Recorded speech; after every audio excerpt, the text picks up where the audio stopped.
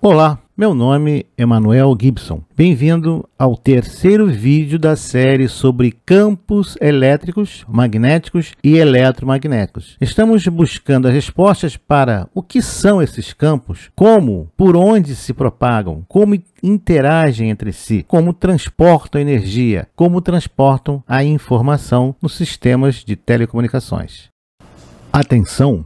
Onde estão presentes os fenômenos eletromagnéticos? Em nossos próprios corpos, nos motores e geradores elétricos, nos transformadores, capacitores, indutores, resistores, eletrodomésticos e dispositivos eletroeletrônicos, nas ondas eletromagnéticas, nos computadores e nos satélites, em nosso planeta, no Sol, nas estrelas, em todo o universo. Uma simples bússola é uma testemunha silenciosa do incrível poder do eletromagnetismo em nosso próprio planeta. Você vai ser apresentado às equações de Maxwell, Lorentz, Gauss, Coulomb, Ampère, Faraday e outros cientistas que dedicaram suas vidas a entender os fenômenos eletromagnéticos. Você vai ficar curioso e desejar entender por que e como as coisas da tua profissão funcionam e como podem funcionar de maneira mais eficiente e mais segura. Bem-vindo à área da ciência que levou Einstein a formular a teoria da relatividade e que permitiu o desenvolvimento do equipamento no qual você está agora assistindo a este vídeo. Seja muito bem-vindo aos campos eletromagnéticos. Veremos os seguintes assuntos neste vídeo: campos escalares, continuação e encerramento. Finalmente, algumas considerações sobre os assuntos abordados. Vamos começar com os campos escalares. Vamos definir um campo escalar. Um campo escalar é uma região do espaço na qual cada ponto dessa região apresenta um escalar associado a esse ponto. No vídeo anterior, apresentamos um exemplo de campo escalar representado em coordenadas cartesianas, o campo escalar de temperatura do interior de um cômodo, quarto, a sala. Veremos em seguida um exemplo de campo escalar melhor representado em coordenadas cilíndricas, que também já vimos nesta série.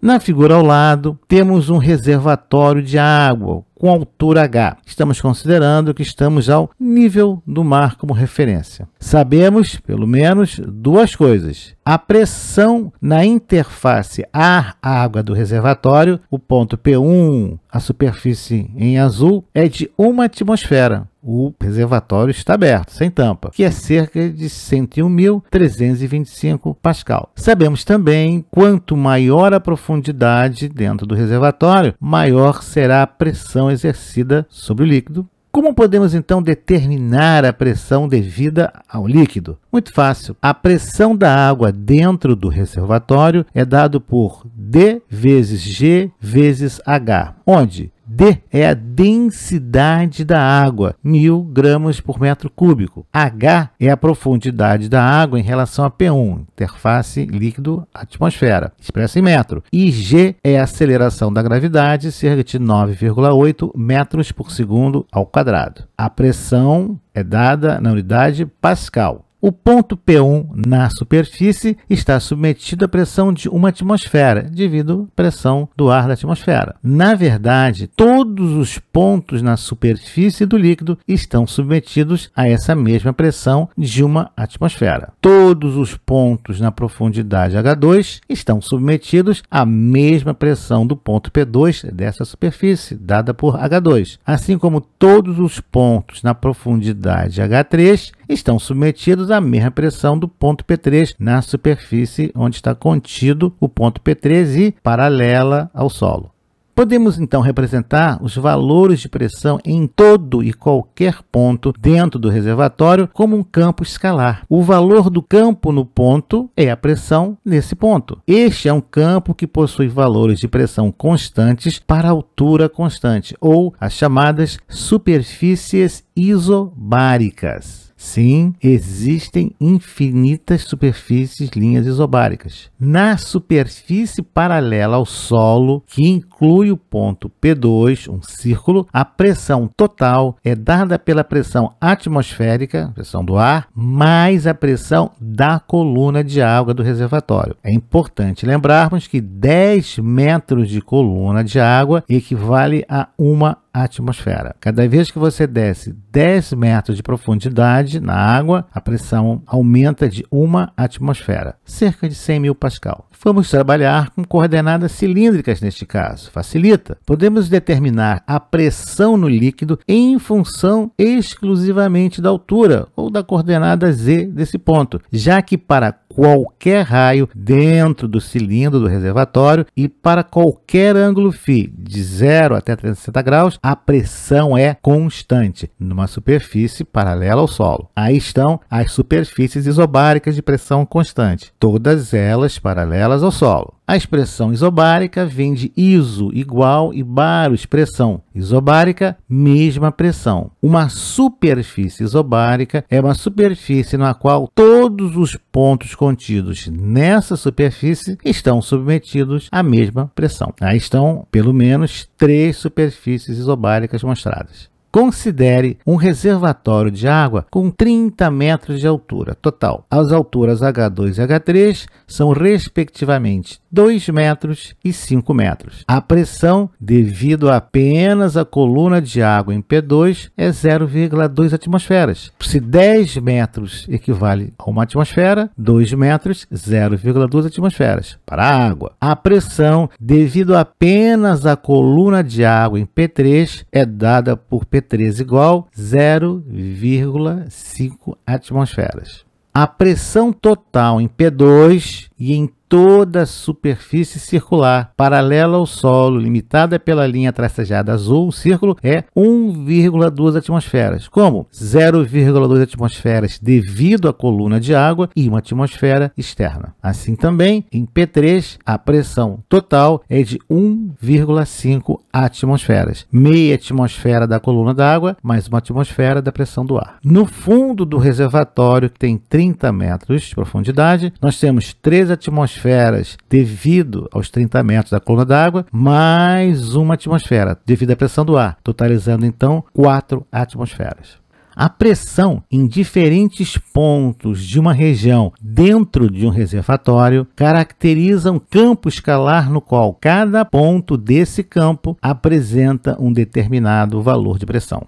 O campo escalar de pressão dentro de um reservatório tem como característica as superfícies isobáricas, nas quais todos os pontos nela contidos estão submetidos à mesma pressão.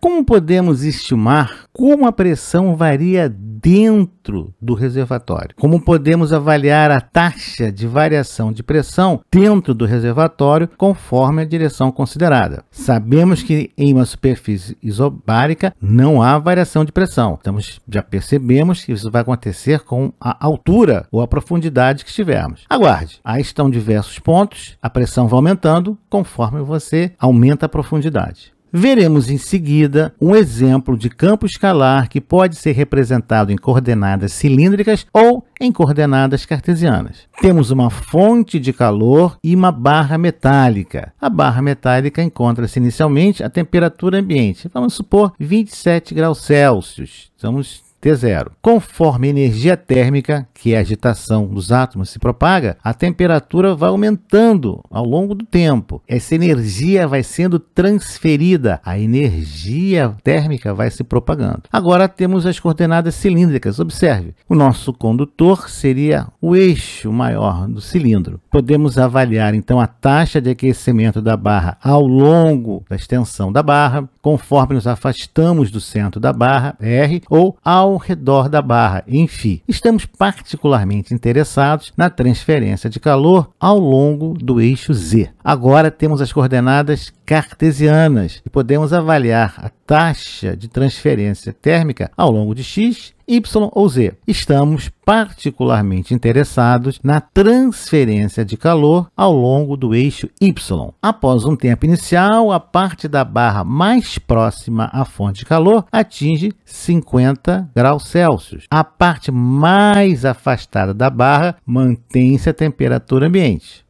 Após um determinado período de tempo, observamos que diferentes partes da barra apresentam temperaturas distintas. Como regra geral, quanto mais perto da fonte de calor, maior a temperatura é medida. Diferente da situação anterior do reservatório de água, nesse caso, os valores de temperatura da barra variam com o tempo até atingirem o equilíbrio final, na qual todos os pontos da barra estarão submetidos à mesma temperatura. Agora, no instante T3, passado algum tempo, observamos que a barra encontra-se quase totalmente na temperatura de 70 graus Celsius. Apenas uma parte mais afastada, uma temperatura mais baixa de 50 graus Celsius. Depois de um certo período de tempo, alcança-se o equilíbrio térmico e a barra encontra-se a 70 graus Celsius. O mecanismo de propagação de calor na barra é o de condução. A barra está irradiando energia térmica pelo mecanismo de radiação. Sim, em volta dela acontece uma convecção.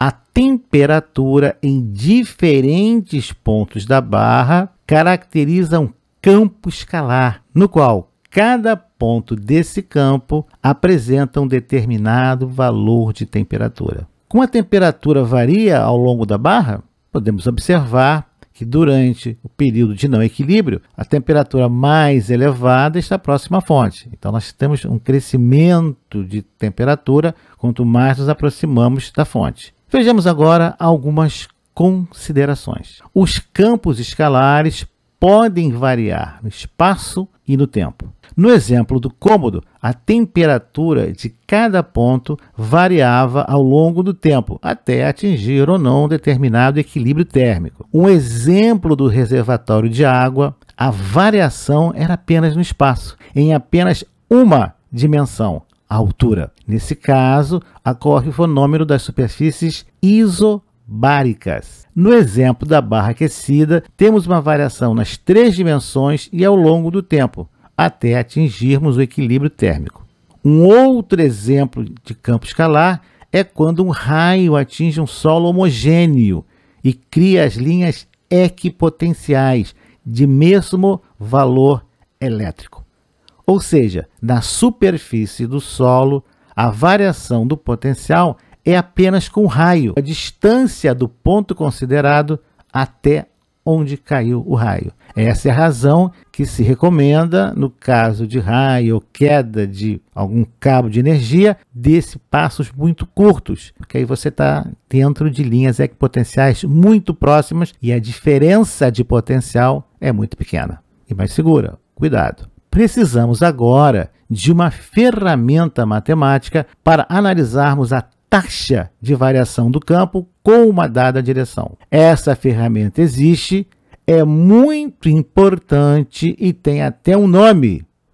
E no próximo vídeo, vamos apresentar o parâmetro que quantifica, determina, especifica a taxa de variação em um campo escalar e em um campo vetorial. Que parâmetro será esse? Então, até lá, nos vemos no próximo vídeo. Obrigado por ter assistido a este vídeo. Deixe o seu like, inscreva-se no canal, acione o sino e seja notificado dos novos lançamentos semanais.